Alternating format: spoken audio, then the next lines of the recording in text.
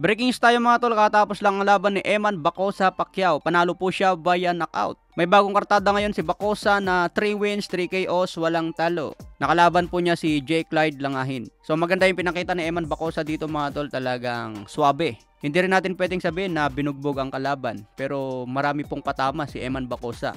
Parang Pacquiao din mga tol, suntok ng suntok. Pero ang napansin ko lang kay Bacosa ay medyo ano pa yung depensa. Syempre baguhan pa lang yan mga tol. Naririnig ko nga sinasabi ng coach, taas lang ang kamay para hindi pasukan ng solid. Pero normal lang yan mga tol, lalo na nagsisimula pa lang si Eman Bacosa. Ganyan din si Pacman noon nung nagsisimula pa lang sa boxing. Talagang banat ng banat. Pero doon naman mas lalong lumakas si Pacman dahil hindi siya takot bumitaw ng suntok. So ganun din si Eman Bacosa mga tol, talagang masipag din bumitaw ng suntok. Yung depensa ni Eman Bacosa mga tol, mai-improve pa yan, talagang lalakas pang batang to. So lumalaban nga po ngayon si Eman Bacosa sa 135 pounds. So mabigat po si Eman Bacosa at asahan po natin na mabibigat din ang mga kalaban niya sa ibang bansa. Sa ngayon dito pa lang nagpapalakas si Eman Bacosa sa Pilipinas. Kaya abangan po natin kapag napasabak na yan sa ibang bansa. Lalakas pa yan si Bacosa mga tol at may potensyal. So dito nga sa laban niya, napakalupit na ang pinapakita niya. Pero ganoon din itong kalaban niya mga tol, syempre nagsisimula pa lang din sa boxing. Kaya sana katulad din siya ng ating pambansang kamao na masipag sa training. Pero tinututukan naman ito ni Pacman mga tol. Si Pacman mismo ang nagtuturo dyan. Sabi nga ni Pacman, baliwala ang talent kung tamad ka mag-ensayo. Kaya ensayo talaga ang matindi ang susi para mas magtagumpay. Bata pa si Bacosa mga tol, edad 20, kaya marami pang ma-improve dyan.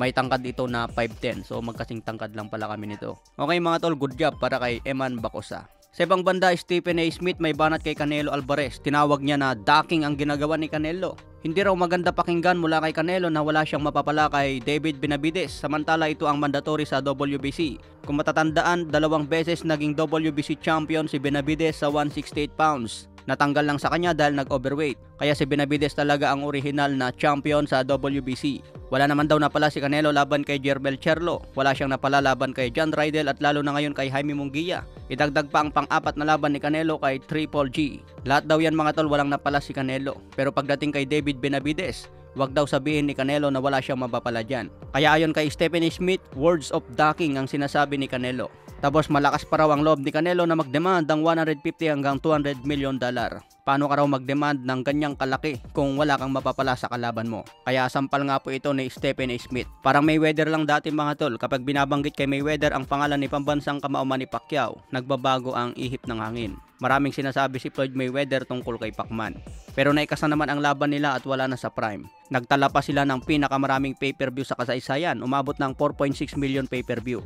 Kung gano'n ang gustong gawin ni Canelo Alvarez, tatanda si Canelo niyan bago niya labanan si Benavides. Tapos ang irarason lang ni Canelo, matanda na siya kaya natalo kay Benavides. Kaya ba na lang po natin kung may kasangayong taon o next year ang laban.